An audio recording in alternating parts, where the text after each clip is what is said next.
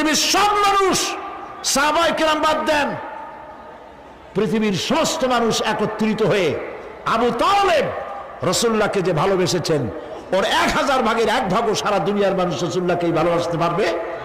পারবে? নিজের ছেলে আলীকে, আলী রাদিয়াল্লাহু তাআলা আনহুকে আলাদা বিছানায় শোয়াইয়া, ছোট্ট মানুষ হযরত আলী আলাদা জায়গায় রাখিয়া মুহাম্মদুর রাসূলুল্লাহ সাল্লাল্লাহু আলাইহি সাল্লাম এতিম মানুষ, তারে কলিজার সাথে বুকের মধ্যে আশ্রয় দিয়ে আগলে রেখেছেন বুক ভরে। সেই আবু তালেব মৃত্যুর সময় নবী করিম সাল্লাল্লাহু আলাইহি সাল্লাম বলেছিলেন, চাচা একটি বার আমার কানে তাওহীদের কালেমা শোনায় দেন। আবু তালেব, তার কিসমতে ছিল না কালেমা। মরে যাওয়ার পর একজন সাহাবী বলেছিলেন, ইয়া রাসূলুল্লাহ,